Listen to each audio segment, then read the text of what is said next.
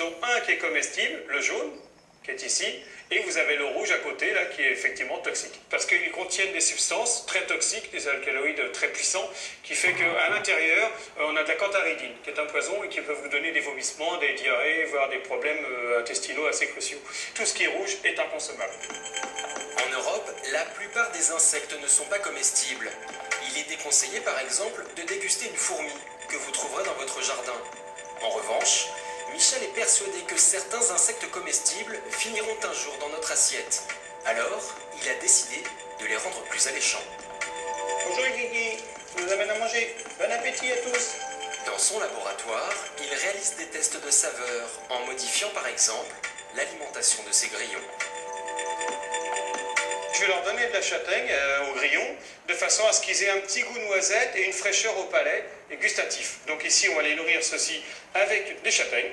Normalement, le grillon est quelque chose qui vit dans la terre. Il a un côté terreux, il ne mange que des racines. Donc le goût primaire, normalement, d'un criquet ou d'un grillon, c'est surtout et avant tout de la terre. C'est un goût terreux. Le changement d'alimentation modifie le métabolisme des grillons et donc leur goût.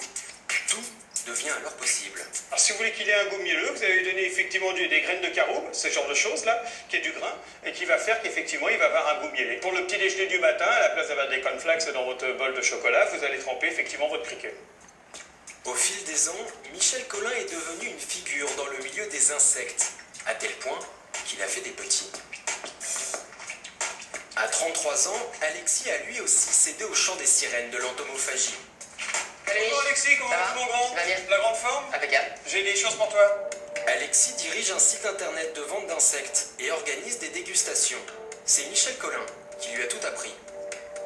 J'ai quelque chose que tu n'as pas encore fait jusqu'à présent, c'est du phasme ailé. Ça vient de Madagascar, c'est comme une bûchette, ça a des ailes roses, et ça sent la pomme de terre. Ah oui, tout à Ça fait. sent la salanée. Donc Entre eux, ça discute insectes comme deux cuisiniers le feraient devant un nouveau produit. à la cuisson, il va devenir raide.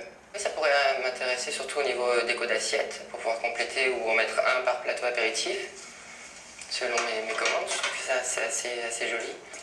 En fait, pour Alexis, le laboratoire de Michel, c'est un peu un supermarché d'insectes.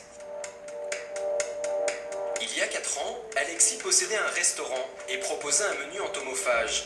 Aujourd'hui, il a revendu son établissement pour se consacrer exclusivement aux insectes comestibles. Il s'est même lancé dans l'élevage. Ici, vous avez les grillons, et là, on a les criquets, l'élevage de criquets. J'ai commencé avec 50 insectes de chaque espèce, et j'espère pouvoir en produire, logiquement, je devrais en produire 150 par mois à peu près. Un bon moyen de faire des économies, car jusqu'à maintenant, chaque insecte lui coûtait à l'achat 50 centimes pièce. Au fond, on découvre également un dernier bac où grouillent des centaines de verres de farine, une sorte de réserve personnelle. J'ai l'habitude de les manger vivantes, ouais. Ça peut surprendre certains, mais quand en Bretagne on gobe les huîtres, pourquoi pas manger les larves? Mais avant de pouvoir déguster ces insectes, il faut les nourrir. En moyenne, les criquets et les grillons consomment 2 fois leur poids en nourriture. Alors pour les satisfaire, il a dû voir les choses en grand. Une partie de son jardin leur est désormais entièrement dédiée. Je leur donne que les produits qui viennent de mon propre potager. Au moins je sais avec quoi ils sont nourris et je sais avec quoi je nourris moi mes clients après qui viennent déguster mes insectes.